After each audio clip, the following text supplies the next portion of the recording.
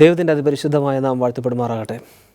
മനോഹരമായ ഈ ദിവസത്തിൻ്റെ നല്ല സമയത്ത് ഹോപ്പ് ചാനൽ മുഖാന്തരം നിങ്ങളോടൊപ്പം ദൈവത്തിൻ്റെ വചനവുമായിട്ട് നിങ്ങളുടെ മുമ്പിലായിരിക്കാൻ തക്കവണ്ണം ദൈവം നൽകി തന്ന വലിയ അവസരത്തിനായി ദൈവത്തെ സ്തുതിക്കുന്നു, സ്തോത്രം ചെയ്യുന്നു. ഇന്ന് നമ്മൾ മനസ്സിലാക്കാനായിട്ട് പോകുന്നത് വിശ്വാസത്തിൻ്റെ ഫലങ്ങൾ എന്നുള്ള ഭാഗമാണ്. ഈ വിശ്വാസത്തിൻ്റെ ഫലങ്ങളിൽ ആദ്യത്തെ ഫലത്തെക്കുറിച്ച് ഇന്ന് നമ്മൾ മനസ്സിലാക്കാൻ പോവുകയാണ്. വിശ്വാസം എന്നതോ ആശിക്കുന്നതിന് ഉറപ്പും കാണാത്ത കാര്യങ്ങളുടെ നിശ്ചയവുമാകുന്നു. കാണാത്ത കാര്യങ്ങൾ നമ്മൾ വിശ്വസിക്കുകയും ആശിക്കുന്നതിന് ഉറപ്പ് നേടുകയും ചെയ്യുന്നതാണ് വിശ്വാസമെന്ന് നമ്മൾ മനസ്സിലാക്കുന്നു. അങ്ങനെ വിശ്വസിക്കുന്നുവെങ്കിൽ, പൂർണ്ണമായി വിശ്വസിക്കുന്നുവെങ്കിൽ ആ വിശ്വാസം മുഖാന്തരം ലഭിക്കാൻ പോകുന്ന ഫലങ്ങൾ എന്തെല്ലാമാണ് എന്ന് ഇന്ന് പകൽക്കാലം നമ്മൾ ചിന്തിക്കാൻ പോവുകയാണ്. ദൈവത്തിൻ്റെ വചനം അതിനെക്കുറിച്ച് എന്ത് പറയുന്നു, ദൈവത്തിൻ്റെ വചനത്തിൽ എന്തെല്ലാമാണ് അതിൽ സംസാരിക്കുന്നതെന്ന് നമ്മൾ ഇന്ന് കാണാൻ പോവുകയാണ്. ഒരു നിമിഷം നമുക്ക് കണ്ണുകളെ അടയ്ക്കാം, പ്രാർത്ഥിക്കാം. മഹാപരിശുദ്ധനും നിത്യനും നീതിമാനുമായിരിക്കുന്ന അടികളുടെ സ്വർഗ്ഗത്തിലെ വാഴ്ത്തപ്പെട്ട നല്ല ദൈവമേ, തിരുനാമത്തിന് നന്ദിയോടെ സ്തുതിക്കുന്നു, സ്തോത്രം ചെയ്യുന്നു. അനുഗ്രഹിക്കപ്പെട്ടതായ ദിവസത്തിനായി സ്തോത്രം. അടിയങ്ങൾക്ക് നൽകി തന്ന വചനങ്ങൾക്കായി സ്തോത്രം. ഇന്ന് കർത്താവേ, അടിയങ്ങൾ അല്പമായി അങ്ങയുടെ വചനം ധ്യാനിക്കുമ്പോൾ അടിയങ്ങൾ ധാരാളമായി അനുഗ്രഹിക്കുമാറാണമേ എന്ന് പ്രാർത്ഥിക്കുന്നു. മറഞ്ഞിരിക്കുന്ന സത്യങ്ങളെ വെളിപ്പെടുത്തി കിട്ടുവാൻ തക്കവണ്ണം ദൈവം ധാരാളമായി അടിയങ്ങളെ അനുഗ്രഹിക്കണമേ എന്ന് പ്രാർത്ഥിക്കുന്നു. സംസാരിക്കുന്ന അടിയൻ്റെ നാവിനെയും ശക്തീകരിക്കണം. അടിയങ്ങൾ ചോദിച്ചത് കുറവാണെങ്കിലും ധാരാളമായി നമ്മളെ നിറയ്ക്കണം. സകലവും പന്നേശ് തമ്പുരാൻ്റെ നാമത്തിൽ തന്നെ ആമേൻ. വിശ്വാസത്തിൻ്റെ ഫലങ്ങൾ എന്നുള്ള ഭാഗത്തിലെ ആദ്യത്തെ ഫലം ആണ് പാപക്ഷമ എന്ന് പറയുന്നത്. നമ്മളുടെ പാപങ്ങളെ ക്ഷമിച്ച് കിട്ടുന്ന ഒരു ഫലം. ഈ പാപക്ഷമ നമ്മളുടെ ജീവിതത്തിൽ നമുക്ക് ലഭിക്കണം എങ്കിൽ നമ്മൾ ആദ്യം ചെയ്യേണ്ടത് നാം ഒരു പാപിയാണ് എന്ന് ദൈവസന്നിധിയിൽ സമ്മതിക്കുക എന്നുള്ളതാണ്.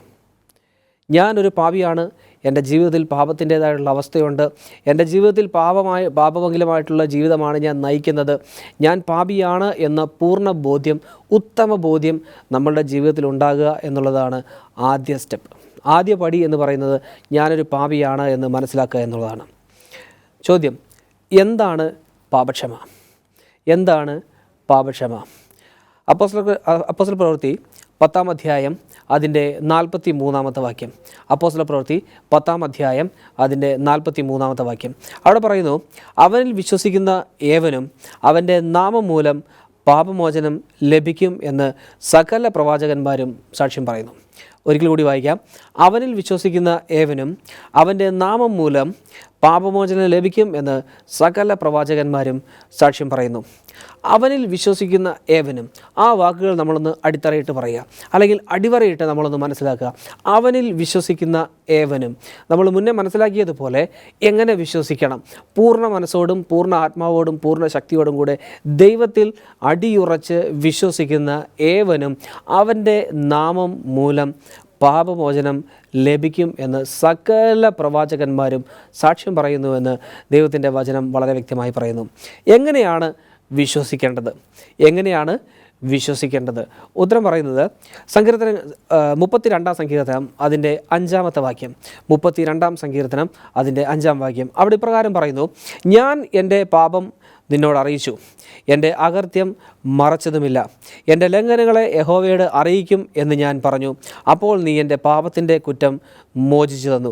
ഇവിടെ വായിക്കുന്നത്, ഞാൻ എൻ്റെ പാപം നിന്നോട് അറിയിച്ചു, എൻ്റെ അകൃത്യം മറച്ചതുമില്ല. ഞാൻ ആദ്യം പറഞ്ഞതുപോലെ ഞാൻ എൻ്റെ പാപം നിന്നോട് അറിയിച്ചു. ഞാൻ തെറ്റുകാരനാണ്, എൻ്റെ ജീവിതത്തിൽ പാപം വന്നിട്ടുണ്ട്, ഞാൻ പാപിയാണ് എന്ന് നമ്മൾ മനസ്സിലാക്കിയതിന് ശേഷം ആ പാപങ്ങൾ ദൈവത്തെ അറിയിക്കുക എന്നുള്ളതാണ്.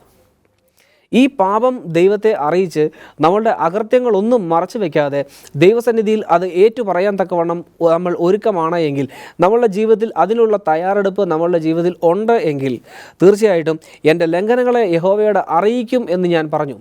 എൻ്റെ ലംഘനങ്ങൾ, എൻ്റെ ജീവിതത്തിൽ വന്നുപോയ തെറ്റുകൾ, ലംഘനം എന്ന് പറയുമ്പോൾ നമ്മളുടെ ജീവിതത്തിൽ നമ്മൾ ദൈവം ആഗ്രഹിക്കാത്ത രീതിയിലുള്ള ചെയ്ത കാര്യങ്ങൾ നമ്മൾ ദൈവത്തോട് ഏറ്റുപറയുകയും ചെയ്യുമെങ്കിൽ, നീ എൻ്റെ പാപത്തിൻ്റെ കുറ്റം ക്ഷമിച്ചു തന്നു, നീ എൻ്റെ പാപത്തിൻ്റെ കുറ്റം എനിക്ക് ക്ഷമിച്ചു തന്നു. നമ്മൾ ആദ്യം പാപികളാണ് എന്ന് പൂർണ്ണ ബോധ്യം നമുക്ക് വരണം. ആ വന്നതിന് ശേഷം നമ്മളുടെ പാപങ്ങൾ, നമ്മളുടെ കുറ്റങ്ങൾ, നമ്മളുടെ കുറവുകൾ, നമ്മളുടെ പോരായ്മകൾ, നമ്മളുടെ ലംഘനങ്ങൾ ഇതെല്ലാം യഹോവയുടെ സന്നിധിയിൽ നമ്മൾ ഏറ്റുപറഞ്ഞ് ഉപേക്ഷിക്കാൻ തക്കവണ്ണം നമ്മൾ തയ്യാറാണ് എങ്കിൽ ഒരു പൂർണ്ണതയുടെ അനുഭവം നമ്മളുടെ ജീവിതത്തിൽ കൊണ്ടുവരാൻ തക്കവണ്ണം ദൈവം ഒരുക്കമാണ്. നീ എൻ്റെ പാപത്തിൻ്റെ കുറ്റം ക്ഷമിച്ചു തന്നു. അങ്ങനെയാണ് എങ്കിൽ എൻ്റെയും നിങ്ങളുടെയും പാപത്തിൻ്റെ കുറ്റം ക്ഷമിച്ചു തരാൻ തക്കവണ്ണം ദൈവം ഒരുക്കമുള്ളവനാണ്. ഇങ്ങനെ ഒരു സാഹചര്യം വിശുദ്ധ വേദപുസ്തകത്തിൽ എവിടെയെങ്കിലും നമുക്ക് കാണാൻ തക്കവണ്ണം സാധിക്കുന്നുണ്ടോ? തീർച്ചയായിട്ടും പല അവസരങ്ങളിലും നമുക്ക് കാണാൻ തക്കവണ്ണം സാധിക്കാറുണ്ട്. ഒന്നാമതായി പറയുന്നത് യോഹന്നാൻ്റെ സുവിശേഷം 8-ാം അധ്യായം അതിൻ്റെ 2 മുതൽ 11 വരെയുള്ള വാക്യങ്ങൾ. യോഹന്നാൻ്റെ സുവിശേഷം 8-ാം അധ്യായം അതിൻ്റെ 2 മുതൽ 11 വരെയുള്ള വാക്യങ്ങൾ. ആ വാക്യങ്ങൾ വായിക്കുമ്പോൾ, ഈ അധ്യായം വായിക്കുമ്പോൾ നമുക്ക് കാണാൻ തക്കവണ്ണം സാധിക്കുന്നത്, കുറച്ച് ആളുകൾ കൂടി കർത്താവായ യേശുക്രിസ്തുവിൻ്റെ മുമ്പിലേക്ക് വ്യഭിചാര കുറ്റത്തിന് പിടിച്ച ഒരു സ്ത്രീയെ കല്ലെറിഞ്ഞ് കൊണ്ടുവരുന്നൊരു ഭാഗം നമുക്ക് കാണാൻ തക്കവണ്ണം സാധിക്കുന്നുണ്ട്. പ്രത്യേകം ശ്രദ്ധിക്കുക, വ്യഭിചാര കുറ്റത്തിന് കല്ലെറിഞ്ഞ് ഒരു സ്ത്രീയെ കർത്താവായ യേശുക്രിസ്തുവിൻ്റെ മുമ്പിൽ കൊണ്ടുവരുന്നു. അങ്ങനെ കൊണ്ടുവന്നിട്ട് ജനമെല്ലാം ആ സ്ത്രീയെ കല്ലെറിയുകയാണ്. ആ സ്ത്രീയെ കല്ലെറിഞ്ഞ് കർത്താവായ യേശുക്രിസ്തുവിൻ്റെ മുമ്പിൽ കൊണ്ടുവന്ന് നിർത്തിയിട്ട് അവർ പറയുകയാണ്, ഈ സ്ത്രീയെ വ്യഭിചാര കുറ്റത്തിൽ പിടിച്ചതാണ്. ഈ സ്ത്രീയെ വ്യഭിചാര കുറ്റത്തിൽ പിടിച്ചതാണ്. അവൾ മോശയുടെ ന്യായപ്രമാണത്തിൽ കൽപ്പിച്ചിരിക്കുന്നത് പോലെ അവളെ കല്ലെറിഞ്ഞ് കൊല്ലണം എന്ന് അവരാവശ്യപ്പെട്ടു. ആ സമയത്ത് കർത്താവായ യേശുക്രിസ്തു വളരെ മൗനമായിരുന്നു കൊണ്ട് ആരോടും ഒന്നും പറയാതെ അവിടെ നിലത്ത് മുട്ടുകുത്തിയിരുന്ന് നിലത്ത് എന്തോ കാര്യങ്ങൾ എഴുതുന്നതായിട്ട് നമുക്ക് കാണാൻ തക്കവണ്ണം സാധിക്കുന്നു. അതിനുശേഷം ആ എഴുതുന്നത് എന്താണ് എന്നറിയാൻ വേണ്ടി ആളുകൾ വന്നെത്തി നോക്കുന്നു. അവർ വന്ന് നോക്കുന്നവർ തിരിഞ്ഞു പോകുന്നതായിട്ട് നമ്മൾ കാണുന്നു.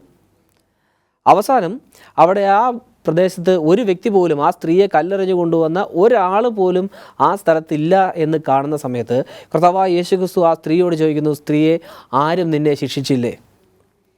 വളരെ വിഷമത്തോടു കൂടി, വളരെ പ്രയാസത്തോടു കൂടി, വളരെയധികം കുറ്റഭാരത്തോടു കൂടി അല്ലെങ്കിൽ കുറ്റബോധത്തോടു കൂടി ആ സ്ത്രീ ദൈവത്തോട് പറയുകയാണ്, ആരും എന്നെ ശിക്ഷിച്ചില്ല, ആരും എന്നെ കല്ലെറിഞ്ഞില്ല, ആരും എന്നെ കൊല്ലാൻ ശ്രമിച്ചില്ല. കർത്താവായ യേശുക്രിസ്തു പറയുന്നൊരു വാക്യം, ഞാനും നിന്നെ ശിക്ഷിക്കുന്നില്ല, സമാധാനമായി പോയിക്കൊള്ളുക. ഞാനും നിന്നെ ശിക്ഷിക്കുന്നില്ല, നീ സമാധാനമായി പോയിക്കൊള്ളുക. പക്ഷേ ഇവിടെ നമ്മൾ കാണേണ്ട ഒരു കാര്യം, ഈ സമാധാനമായി പോയിക്കൊള്ളുക എന്ന് പറഞ്ഞതിന് ശേഷം വളരെ വ്യക്തമായി ഒരു കാര്യം കൂടി ദൈവം ആ സ്ത്രീയോട് പറയുന്നുണ്ട്. ഇനി മേലാൽ നീ പാപം ചെയ്യരുത്. ഇനി മേലാൽ നീ പാപം ചെയ്യരുത്. എന്തുകൊണ്ടായിരിക്കാം ഇനി മേലാൽ നീ പാപം ചെയ്യരുത് എന്ന് ആ സ്ത്രീയോട് ദൈവം പറയാനുണ്ടായ കാരണം? അതിൻ്റെ കാരണം നമ്മളൊന്ന് ചിന്തിച്ചു നോക്കുക. ഈ സ്ത്രീ ഭവനത്തിലേക്ക് മടങ്ങി ചെന്നതിന് ശേഷം വ്യഭിചാര കുറ്റത്തിലാണ് ഈ സ്ത്രീയെ പിടിച്ചുകൊണ്ട് അല്ലെങ്കിൽ കല്ലെറിഞ്ഞുകൊണ്ട് ജനം ദൈവത്തിൻ്റെ മുന്നിൽ കൊണ്ടുവന്നത്. അങ്ങനെ ആയിരിക്കുന്ന ഒരു സ്ത്രീക്ക് വീണ്ടും പാപം ചെയ്യാനുള്ള അവസരങ്ങൾ 1 പ്രാവശ്യമല്ല, 2 പ്രാവശ്യമല്ല, 3 പ്രാവശ്യമല്ല, പല പ്രാവശ്യങ്ങളിൽ എന്ത് ചെയ്തിട്ടുണ്ടാവാം, വന്നിട്ടുണ്ടാകാം.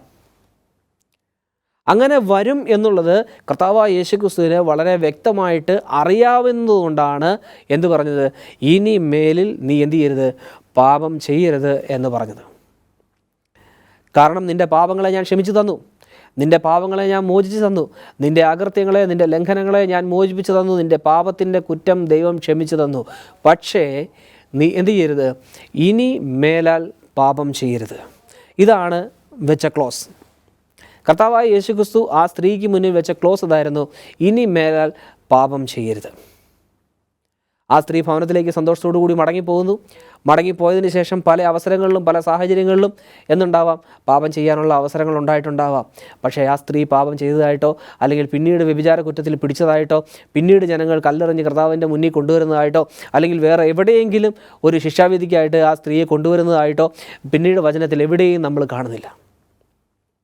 അപ്പോൾ അതുകൊണ്ട് ഇന്ന് നമ്മൾ പാപികളാണ് എന്നുള്ള ഉത്തമ ബോധം നമ്മളുടെ ഉള്ളിൽ ഉണ്ട് എങ്കിൽ തീർച്ചയായിട്ടും ഇന്ന് ദൈവത്തിൻ്റെ സന്നിധിയിൽ ഇരുന്നു കൊണ്ട് എൻ്റെ ലംഘനങ്ങളെ നീ ക്ഷമിച്ചു തരണം, എൻ്റെ പാപങ്ങളെ നീ പുറത്തു തരണം, എൻ്റെ അകൃത്യങ്ങളെ നീ ക്ഷമിച്ചു തരണം എന്ന് ദൈവത്തിൻ്റെ സന്നിധിയിൽ ഏറ്റു പറയാൻ തക്കവണ്ണം നീ ഒരുക്കമാണ് എങ്കിൽ തീർച്ചയായിട്ടും ഈ സ്ത്രീയുടെ പാപം ക്ഷമിച്ചു കൊടുത്തതുപോലെ തന്നെ നമ്മളുടെ ഓരോരുത്തരുടെയും പാപങ്ങൾ ക്ഷമിക്കുവാനും നമ്മളുടെ കുറവശങ്ങളെ തീർക്കുവാനും അല്ലെങ്കിൽ അതെല്ലാം നമ്മളുടെ നന്മയ്ക്കായി മാറ്റുവാനും തക്കവണ്ണം കർത്താവായ ദൈവം ഇന്ന് ഒരുങ്ങി നിൽക്കുകയാണ്.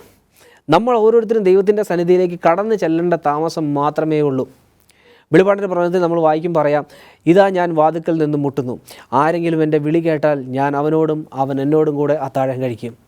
ഇന്ന് ഞാൻ അവനോടും അവൻ എന്നോടും കൂടെ അത്താഴം കഴിക്കും എന്നുള്ള പ്രൈസ് കൊണ്ട് ദൈവം ഉദ്ദേശിക്കുന്നതാണ്, നീ നിൻ്റെ പാപങ്ങളെ ഏറ്റു പറയാൻ തക്കവണ്ണം നീ ഒരുക്കമാണ് എങ്കിൽ, നിൻ്റെ ഹൃദയത്തിൻ്റെ വാതിൽ നീ ദൈവത്തിന് വേണ്ടി തുറന്നു കൊടുക്കാൻ തക്കവണ്ണം നീ ഒരുക്കമാണ് എങ്കിൽ, നിൻ്റെ ഹൃദയത്തിൽ വന്നുകൊണ്ട് നിൻ്റെ പാപങ്ങളുടെ കുറ്റം ക്ഷമിച്ചു തരാൻ തക്കവണ്ണം ഞാൻ ഒരുക്കമാണ്.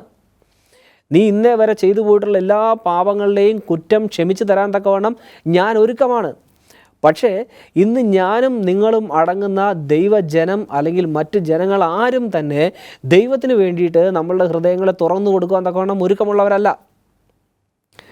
ദൈവത്തിന് പ്രവർത്തിക്കാൻ തക്കവണ്ണം നമ്മളുടെ ഹൃദയങ്ങളെ തുറന്നു കൊടുക്കാൻ തക്കവണ്ണം നമ്മൾ ആരും ഒരുങ്ങുന്നില്ല എന്നുള്ളതാണ് ഏറ്റവും പരമപ്രധാനമായിട്ടുള്ള സത്യമായിട്ട് നമ്മൾ കാണേണ്ടത്.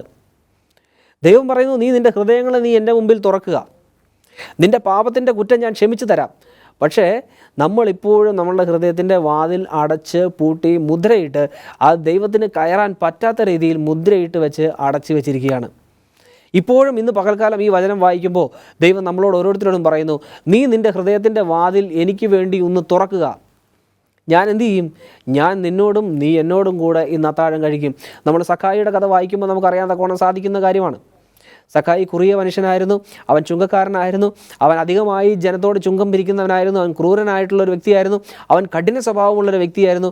പക്ഷേ കർത്താവായ യേശുക്രിസ്തുവിനെ കാണണം എന്നുള്ള അതിയായ ആഗ്രഹത്തോടു കൂടി, ഇതാരാണ് എന്താണ് എന്ന് കാണണം എന്നുള്ള അതിയായ ആഗ്രഹത്തോടു കൂടി അത്തിമരത്തിൻ്റെ മുകളിൽ കയറിയിരുന്ന സഖായി ആ അത്തിമരത്തിൻ്റെ മുകളിൽ താഴെ എത്തിയപ്പോൾ അത്രയും ജനക്കൂട്ടം ഉണ്ടായിരുന്നിട്ടും കർത്താവായ യേശുക്രിസ്തു കൃത്യം അത്തിമരത്തിൻ്റെ ചുവട്ടിൽ വന്നു നിന്നു. ആ സഖായി അത്തിമരത്തിൻ്റെ മുകളിൽ ഉണ്ട് എന്നുള്ളത് കർത്താവായ യേശുക്രിസ്തുവിന് വളരെ വ്യക്തമായിട്ട് അറിയാമായിരുന്നു. കാരണം സഖായി ദൈവത്തിന് വേണ്ടിയിട്ട് അവൻ്റെ ഹൃദയത്തിൻ്റെ വാതിൽ തുറന്നു കൊടുത്തു. ആ കാണണമെന്നുള്ള അതിയായ ആഗ്രഹം കൊണ്ട് സഖായി അവിടെ കയറിയിരുന്നു. ദൈവം പറഞ്ഞു, സഖായിയെ നീ ഇറങ്ങി വാ, ഇന്ന് ഞാൻ നിന്നോടും നീ എന്നോടും കൂടെ അത്താഴം കഴിക്കും. അതിനുശേഷം അവർ ഭവനത്തിൽ ചെന്നപ്പോൾ അവിടെ കർത്താവായ യേശുക്രിസ്തു പറയുന്ന ഒരു ഫ്രേസ് ഉണ്ട്. എന്താണ്? ഇന്ന് ഈ ഭവനത്തിന് രക്ഷ വന്നിരിക്കുന്നു. ഇന്ന് ഈ ഭവനത്തിന് രക്ഷ വന്നിരിക്കുന്നു. എന്തുകൊണ്ട് രക്ഷ വന്നിരിക്കുന്നു? കർത്താവായ യേശുക്രിസ്തുവിൻ്റെ മുമ്പിൽ സഖായി തൻ്റെ ഹൃദയത്തിൻ്റെ വാതിൽ തുറന്നു കൊടുത്തു. കർത്താവായ യേശുക്രിസ്തു പറഞ്ഞു, സഖായിയെ നീ ഇറങ്ങി വാ, ഇന്ന് ഞാൻ നിന്നോടും നീ എന്നോടും കൂടെ അത്താഴം കഴിക്കും എന്ന് പറഞ്ഞ ഒരു ഭാഗം കൊണ്ട് സഖായി ഇറങ്ങി വന്നിട്ട് പറഞ്ഞ കാര്യം എന്താണ്? ഞാൻ അധികമായി എന്തെങ്കിലും പിരിച്ചിട്ടുണ്ടെങ്കിൽ ഞാൻ എന്ത് ചെയ്യാം? അതിൻ്റെ 2 ഇരട്ടിയായി ഞാൻ തിരിച്ചു കൊടുക്കാം. ഞാൻ എൻ്റെ സ്വത്തെല്ലാം വിറ്റ് ദരിദ്രർക്ക് കൊടുക്കാം. അതുകൊണ്ട് ഇന്ന് ഞാൻ എൻ്റെ ദൈവത്തിന് വേണ്ടി എൻ്റെ ഹൃദയത്തിൻ്റെ വാതിൽ തുറന്നു തരാം.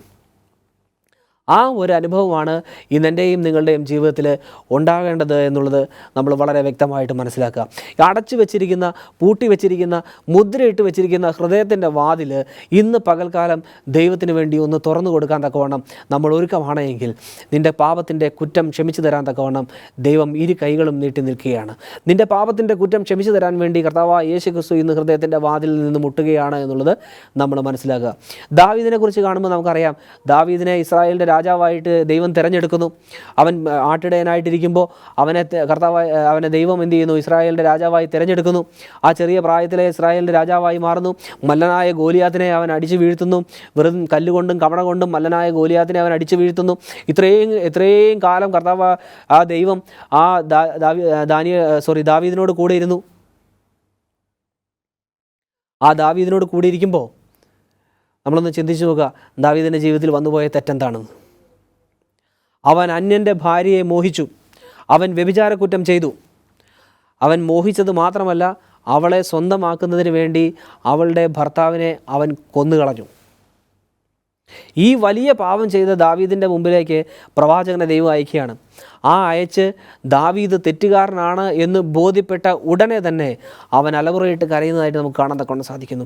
അയ്യോ, ഞാൻ എൻ്റെ ദൈവത്തിൻ്റെ സന്നിധിയിൽ തെറ്റ് ചെയ്തു പോയി. അയ്യോ, ഞാൻ എൻ്റെ ദൈവത്തിൻ്റെ സന്നിധിയിൽ തെറ്റിപ്പോയി, വഴിതെറ്റിപ്പോയി, ഞാൻ കുറ്റക്കാരനായി, ഞാൻ എൻ്റെ ദൈവത്തോട് പാപം ചെയ്തു എന്ന് മനസ്സിലാക്കി ആ പാപത്തെ ഏറ്റുപറയാനായിട്ട് ദാവീദ് ഒരുങ്ങുന്നതായിട്ട് നമുക്ക് കാണാൻ തക്കൊണ്ട് സാധിക്കുന്നു. അതുപോലെ അനേകം കഥാപാത്രങ്ങൾ അല്ലെങ്കിൽ അനേകം ആളുകളെ നമുക്ക് വിശുദ്ധ വചനത്തിൽ നിന്ന് കാണാൻ തക്കവണ്ണം സാധിക്കും. തൻ്റെ പാപങ്ങളെ ഏറ്റുപറഞ്ഞ് ആ പാപങ്ങൾ ഉപേക്ഷിച്ച് ദൈവത്തിന് വേണ്ടിയിട്ട് ഹൃദയത്തിൻ്റെ വാതിൽ തുറന്നു കൊടുക്കുന്ന അനേകരെ നമുക്ക് ദൈവത്തിൻ്റെ വചനത്തിലൂടെ കാണാൻ തക്കവണ്ണം സാധിക്കും. പത്രോസിനെ കുറിച്ച് നമ്മൾ നോക്കുമ്പോൾ, പത്രോസ് കർത്താവായ യേശുക്രിസ്തുവിൻ്റെ പരശുശ്രൂഷ സമയത്ത് ആദ്യം മുതൽ അവസാനം വരെ എങ്ങനെയാണ്, ഏതാണ് എന്നെല്ലാം അറിഞ്ഞ് കൂടെ വ്യക്തിയാണ്. കർത്താവായ യേശുക്രിസ്തുവിൻ്റെ അത്ഭുതങ്ങൾ, കാനായിലെ വെള്ളം വീഞ്ഞാക്കിയ അത്ഭുതം മുതൽ അവസാന അത്ഭുതം വരെ എല്ലാം ആദ്യ അവസാനം കണ്ട വ്യക്തിയാണ്.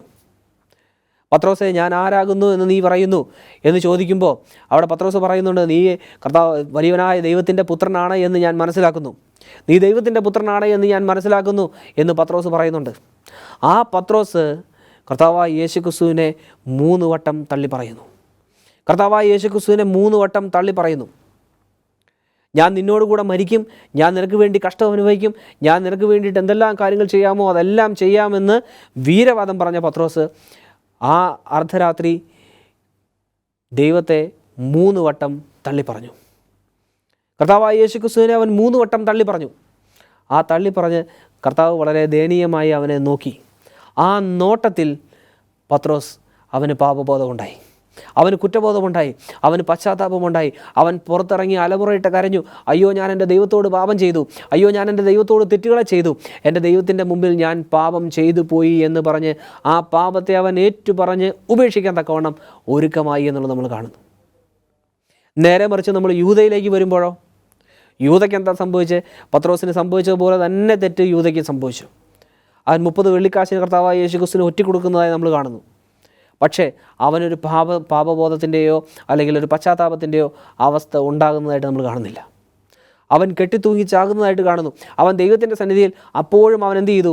അവൻ്റെ ഹൃദയത്തിൻ്റെ വാതിൽ അവൻ അടച്ചു പൂട്ടി മുദ്രയിട്ട് വയ്ക്കുന്നതല്ലാതെ അവൻ പാപബോധമുണ്ടായി, അവന് പശ്ചാത്താപമുണ്ടായി, അവന് മനസ്താപമുണ്ടായി, അവൻ ആ ഹൃദയത്തിൻ്റെ വാതിൽ തുറക്കാൻ പോലും ഒരുക്കമല്ലാതെ അവൻ പോയി കെട്ടിത്തൂങ്ങി ചത്ത് കളയുന്നതായിട്ട് നമ്മൾ കാണുന്നു. പക്ഷേ പത്രോസോ, അവൻ തൻ്റെ തെറ്റുകൾ മനസ്സിലാക്കി, അവൻ്റെ ലംഘനങ്ങൾ മനസ്സിലാക്കി, അവൻ്റെ കുറവുകൾ മനസ്സിലാക്കി, അവൻ ദൈവത്തിൻ്റെ സന്നിധിയിലേക്ക് കടന്നു വന്നു. തൻ്റെ ഹൃദയത്തിൻ്റെ വാതിൽ ദൈവത്തിനായി തുറന്നു കൊടുത്തു. ആ തുറന്നു കൊടുത്ത സമയത്ത് വളരെ അത്ഭുതമായിട്ട് ദൈവം എന്ത് ചെയ്യാണ്? പത്രോസിൻ്റെ ജീവിതത്തിൽ പ്രവർത്തിക്കുന്നതായിട്ട് പിന്നീടുള്ള അവസരങ്ങളിൽ നമ്മൾ കാണുന്നു. പിന്നീട് അനേകം അത്ഭുതങ്ങളും അടയാളങ്ങളും അതിശയങ്ങളും പത്രോസ് പ്രവർത്തിച്ചായിട്ട് നമുക്ക് കാണാതെ കൊണ്ട് സാധിക്കുന്നു. അനേകം ആളുകളെ ദൈവസന്നിധിയിലേക്ക് കടത്തിക്കൊണ്ടുവരുന്നതായിട്ട് നമ്മൾ കാണുന്നു. തീർച്ചയായിട്ടും ഇതേ ഒരു അനുഭവം നമ്മളുടെ ജീവിതത്തിലും ഉണ്ടാകും എന്നുള്ളതിന് യാതൊരു സംശയമില്ല. എപ്പോൾ മാത്രം എൻ്റെയും നിങ്ങളുടെയും ഹൃദയത്തിൻ്റെ വാതിൽ ദൈവത്തിന് വേണ്ടി തുറന്നു കൊടുക്കാൻ തക്കവണ്ണം ഒരുക്കമാണ് എങ്കിൽ, നമ്മൾ പാപികളാണ് എന്ന പൂർണ്ണ ബോധ്യം നമ്മളുടെ ഉള്ളിൽ വന്നതിന് ശേഷം, ഞാൻ പാപിയാണ്, എൻ്റെ ജീവിതത്തിൽ നന്മകൾ ഒന്നുമില്ല, എൻ്റെ ദൈവത്തിൻ്റെ സന്നിധിയിൽ നിൽക്കാൻ ഞാൻ യോഗ്യനല്ല എന്ന് നമ്മൾ മനസ്സിലാക്കുന്ന ആ സമയം മുതൽ എൻ്റെ പാപത്തിൻ്റെ കുറ്റം ക്ഷമിച്ചു തരാൻ ദൈവം ഒരുക്കമുള്ളവനായി നമ്മളുടെ ഇടയിലുണ്ട്. തീർച്ചയായിട്ടും എൻ്റെ നിങ്ങളുടെയും പാപങ്ങളും ലംഘനങ്ങളും കുറവശങ്ങളും ക്ഷമിച്ചു തരാൻ തക്കവണ്ണം ദൈവം ഒരുക്കത്തോടു കൂടി ഇന്ന് എൻ്റെയും നിങ്ങളുടെയും മധ്യേ ഉണ്ട് എന്നുള്ളത് നമ്മൾ മനസ്സിലാക്കുക.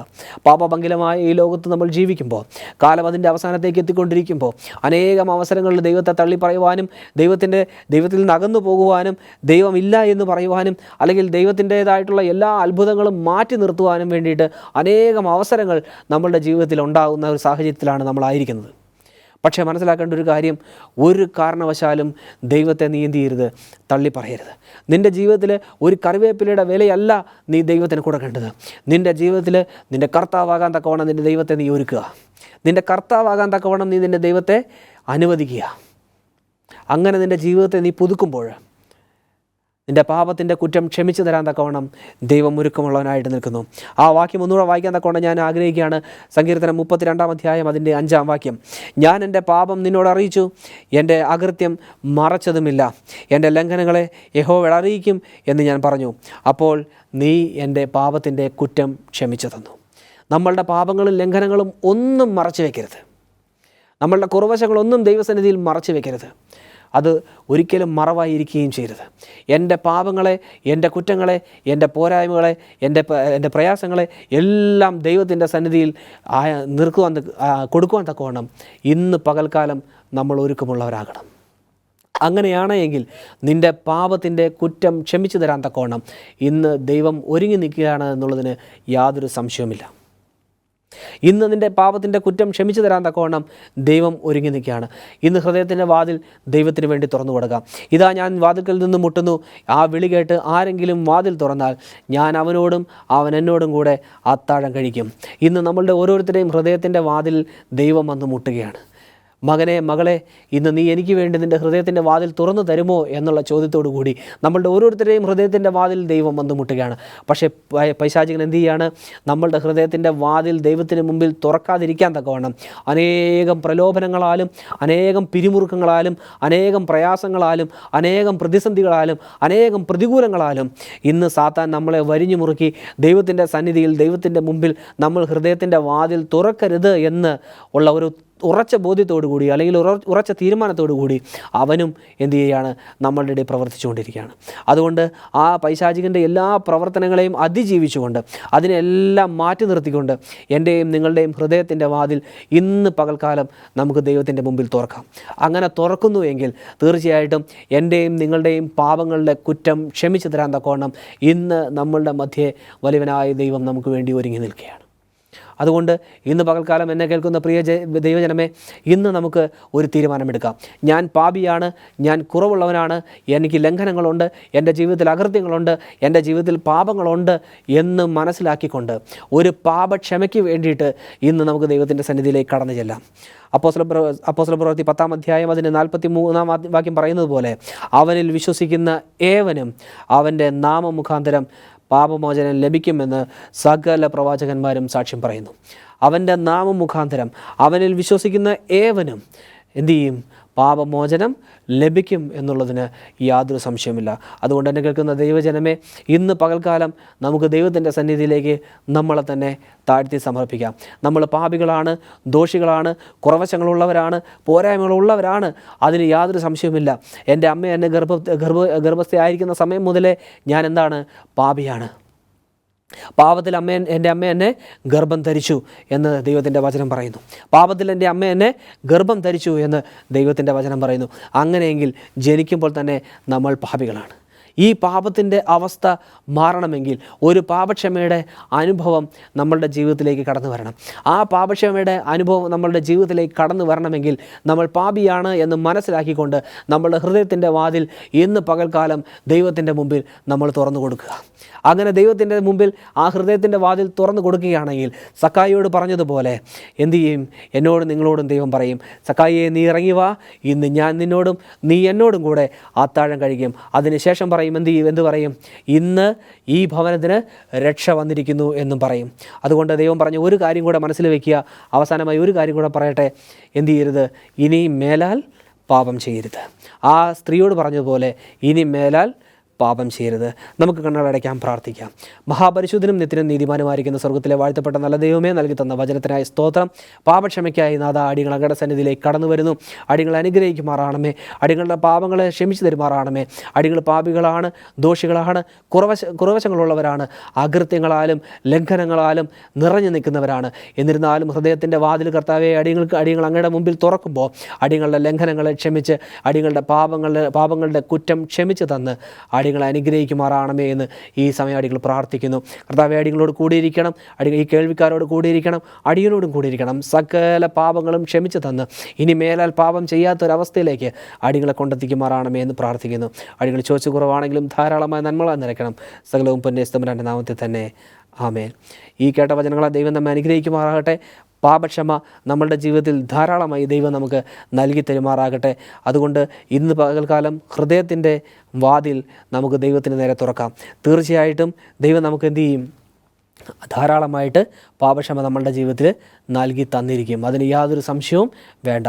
പക്ഷേ ഒരു കാര്യം നമ്മൾ മനസ്സിൽ വയ്ക്കുക, പാപം ക്ഷമിച്ച് കിട്ടിയാൽ ഇനി മേലിൽ പാപം ചെയ്യരുത്. ആ വ്യഭിചാര കുറ്റത്തിൽ പിടിച്ച സ്ത്രീയോട് ദൈവം പറഞ്ഞതുപോലെ ഇനി മേലിൽ പാപം ചെയ്യരുത്, ഇനി മേലിൽ പാപം ചെയ്യരുത്. ദൈവം നമ്മളെ ഓരോരുത്തരെയും അനുഗ്രഹിക്കുമാറാകട്ടെ. ആമേൻ.